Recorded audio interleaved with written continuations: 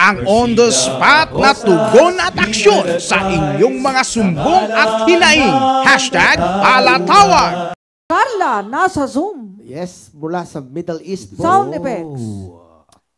Dahil buwan ng pag-ibig ngayon, ang susunod nating caller ay isang OFW from Middle East na inirereklamo ang kanyang ex-boyfriend dahil ang inakala niyang second chance love life niya ay bangungot raw pala. Dahil ang mga naipundar niya, ginamit din sa love life ng ex-boyfriend niya. Napakasakit naman yan. May kilala akong ganyan eh. Asawa pa siya, lahat ng kinikita niya, binibigay sa kabit ng asawa niya. Yan naman boyfriend pa lang, no? Lalo namang di dapat ginawa yun. Long distance relationship po. Oo. Narito po ang kanyang salaysay. Yes. Di ba yung salaysay niya? Good day po, Chief Acosta. Ano salaysay niya? Ako po ay isang OFW sa Middle East. Itago niyo na lang po ako sa pangalang Carla. Ako po ay nagbakasyon noong 2015 po, Chief. At siya ang sumundo sa akin sa airport at inuwi niya ako sa lugar nila. Nagsama po kami, Chief, ng ilang months lang at bumalik din ako ulit ng November 10, 2015 po. Nung nakakapag-ipon na po ako, Chief, na i-offer po nila sa akin yung lupa ng tiyahin niya na worth 15,000. Kaya binili ko po, Chief. Sa tiwala ko, Chief, nagpatayo din ako ng bahay sa binili kong lupa. Napakamurang lupa naman, 15 mil. May lupa pa bang 15 mil? Noong 2021 po, Chief Attorney, lumawas po siya going to Manila. Tapos huling usap ko sa kanya, iwan ang alahas ko at mga susi ng motor at bahay at ang mga papel ko sa prenda kong lupa, Chief. Ang di niya naibigay ay ang mga alahas ko, Chief, na isang niya po na walang pasabi sa akin. Siya po ang nagsangla at iba ang nakapangalan. At isa pa po, Chief Attorney, pinagawan niya po ng kasulatan sa barangay ang binili kong lupa sa tiyahin niya na.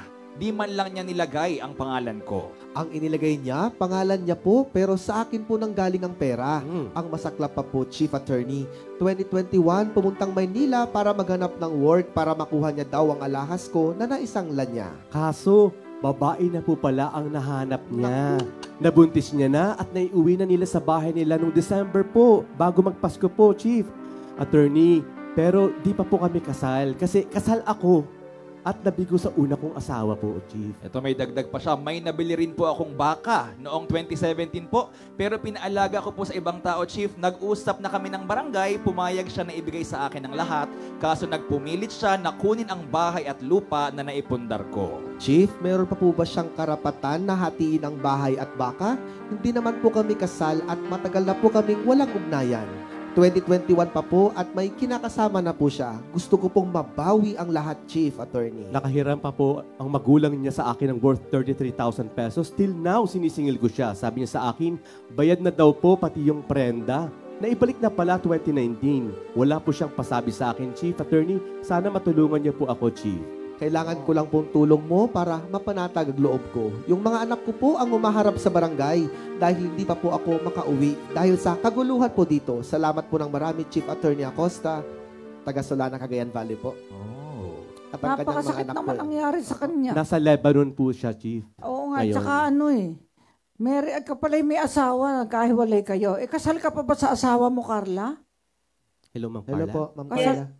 Oo, kasal ka pa. Good afternoon, Chief Attorney. Happy Opo, kasal po Valentine's kayo Day. sa unang asawa nyo? Kasal pa kayo? Buhay pa yung asawa nyo?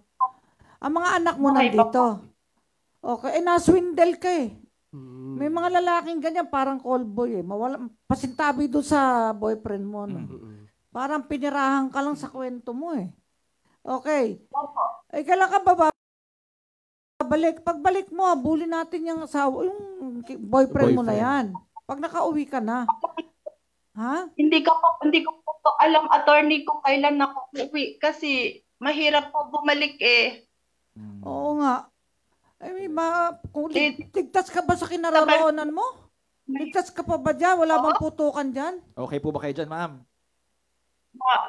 Medyo, hindi pa po okay. Hindi pa po masyadong Eh, okay. wag ka muna Nag-aantay uwi. po Pag uwi mo na lang.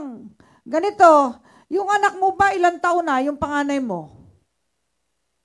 30 na po sila. Ay, pwede pa lang 28 sila yung mag-represent sa'yo. Pwede. Pwedeng pupuntahin natin sa PAW. Na yung PAW lawyer natin, si Derek Caro. Derek Caro! Nasaan ka naga? Ayan. Ayan. Direct, Hello Jeff. po. Ayan, Direk Caro, si Ma'am Carla, tulungan mo naman to na swindle ng boyfriend niya, ha? Halatang-halata Opo, niloko pati alahas, baka, Diba? Bahay at biniling lupa. lupa. Ay, sila pa ba ng At boyfriend? sikasuhin mo naman to. Total may anak siya dito na 30 anyos na. Pwede siyang mag-asikaso kasama mo. Okay? Patawag mo yung boyfriend niya dyan sa opisina. Sabihin Yes mo, po, hindi Chief. ako Dito natutuwa po sa sa kanya. Sa ginagawa niya rito sa OFW, si Ma'am Carla. Ay, ang kasalanan lang ni Ma'am Carla ay umibig. Nagmahal. Tiwala. Nagmahal, nagtiwala. Ganun pala. Inamin ko po. Oo nga. Ay, alam mo yung pag-ibig, sabi nga minsan ng nanay ko, parang ano yan eh. Halaman na. Bulag. Ay, bulag. Nabubulag. Pag totoong pag-ibig, nabubulag. Oo, gagawin mo lahat. Kahit harap-harap pang niloloko ka na, mahal mo pa rin eh. Ay. Harap-harap pang inuuto ka, harap-harap pang pinakikinabangan ka lang, kaya nakikisama sa'yo. May ganyan eh. Mangga. Oo, friendship with benefits, di ba? Ngayon. Mangga daw po. Kaya huwag ka na umiyak, ma'am. Ito ang Superman ng Region 2. Ayun. Hey! Mula Tuguegarao, si Regional Public Attorney Jefferson Caro. Ibigay natin kay Jeff, kay RPA Jeff, yung contact number ni ma'am, ha? Ma'am Carla, huwag ka na umiyak. Napakagaling na abogado yan. At Papatawag ko namin sila lahat dito. May J-tone namin sila. yung kanyang boyfriend, bakit niya inape? Ilocano sa Ilocano. Ilocano rin ba yun, ateng? Yung boyfriend mo? Ibanag. Ibatang? Ibanag. Ano? Ha? Ibanag? Ano? Hindi sa Ilocano, te? Carla? Ibanag po. Ibanag. Ay, kakawig na rin ng Ilocanong Sultan ng Ibanag. Yung gandang magkakawig yan. Depende lang sa tigas ng panga. Diba?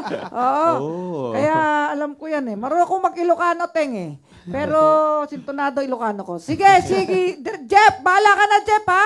Okay. Sabihin mo doon sa boyfriend niya. Day po. Sabihin mo sa boyfriend niya, hindi ako natutuwa sa ginagawa niya. Nanloloko siya. Okay? Balik niya yung Sige po, dapat Chief. niya ibalik. Wala siyang kwenta. O sige. Bye-bye. Bye-bye po. Thank you po. Tulungan ka ni Direct Jeff, ha? Ingat ka Sige. dyan, ma'am. Ingat ka, ma'am, dyan.